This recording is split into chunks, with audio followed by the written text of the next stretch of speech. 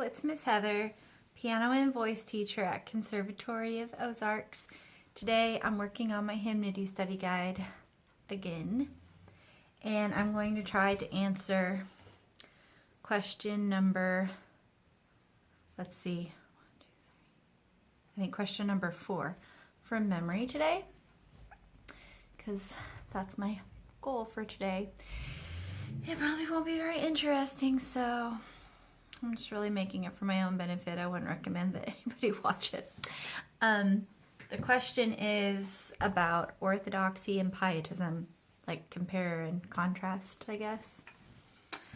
And I'm probably going to be stuffing some Easter eggs while I answer to keep myself from getting bored. So, pietism was a movement which existed from 1675 to 1750 in Germany, and the movement was given its direction by Philip Spainer's work, Pia Desideria. It had a focus that was personal and devotional in nature, and it was a reaction against the cold formalism of orthodoxy. And many hymns were written as a part of this movement or as a result of this movement. The hymn texts tended to be subjective in nature, with a lot of personal pronouns like I and me rather than us and we. The focus was practical rather than scholastic. It emphasized a vital personal relationship with a loving Jesus.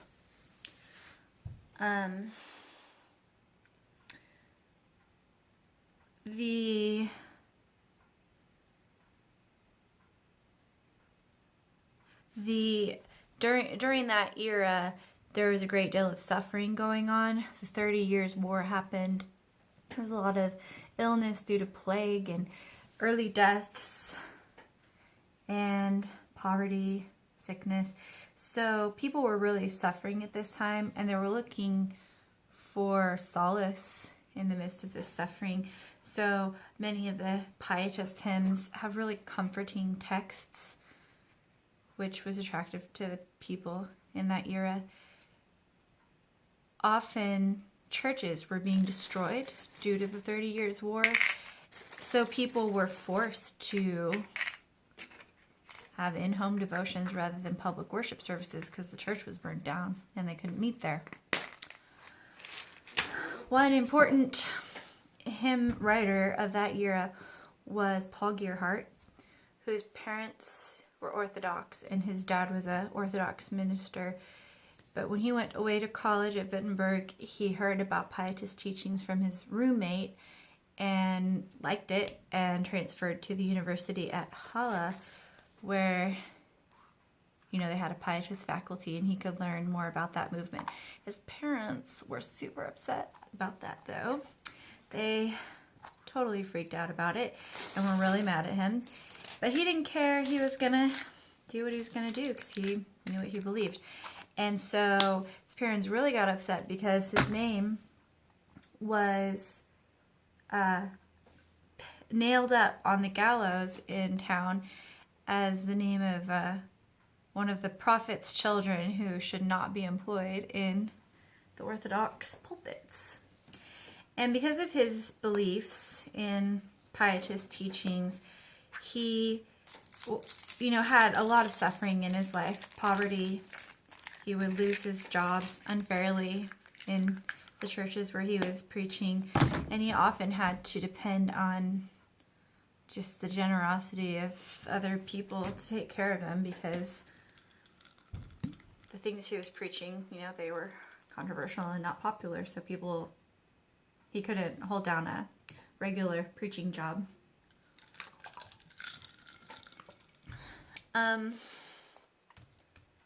Many of Paul Gerhardt's hymns are still important today and have been translated into English by people like Catherine Wingsworth, and even Charles Wesley was a big fan. He, I guess, learned German because he heard German hymns singing and was so impressed with it. He learned German and he translated some of Paul Gerhardt's hymns into English.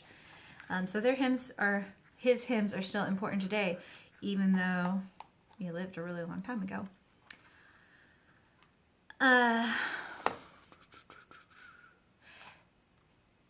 That's all I can really remember about the hymn tune texts. So the hymn tunes of the Pietist era were strongly influenced by Bach. His birth and death dates closely correspond with the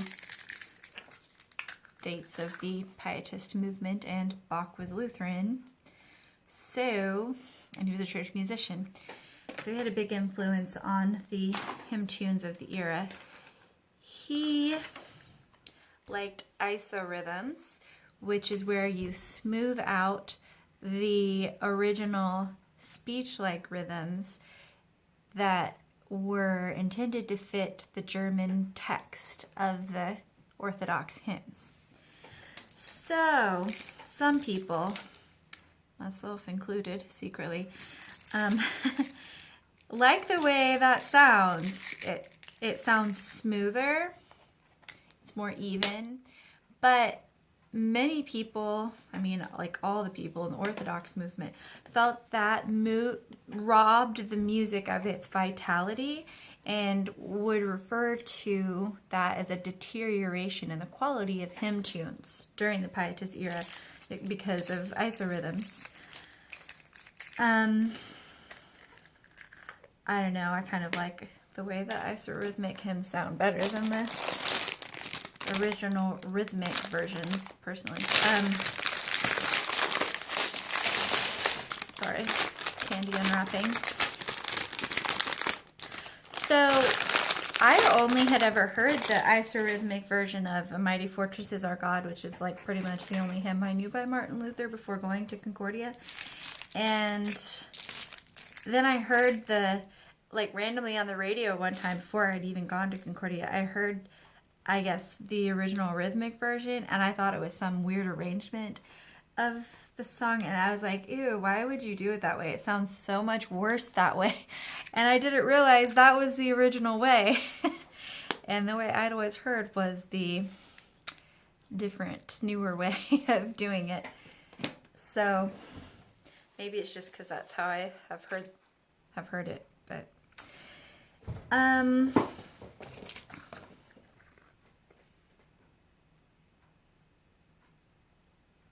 so that's mostly all I can remember about the hymn tunes. Hopefully that's everything. Then the Orthodox movement was confessional and liturgical in its focus. It believed in a strict adherence to correct doctrine as expressed by the creeds and confessions of the church and the writings of trusty theologians. Bam. And they did not like the Pietist movement.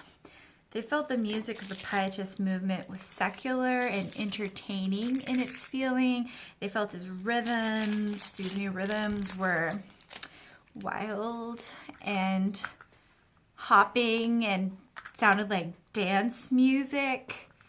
It was really terrible for them. They were super upset about it. And like the faculty at Wittenberg got super upset when some of these new hymns were included in a hymnal with some of the older Orthodox hymns. And they were like, oh no, people are going to get confused because both these types of hymns are in the same book right next to each other, and people won't be able to distinguish between the good ones and the bad ones. It's going to be very confusing and it's going to mess everything up. And it's funny because I think now pretty much anybody today hearing those hymns side by side would just think they sounded like old German hymns, like the same kind of hymns, but to them at that time there was a big distinction between the Pietist and the Orthodox hymns, and it was very upsetting that these new contemporary songs of the Pietist movement were taking over everything. So they were mad, very mad. And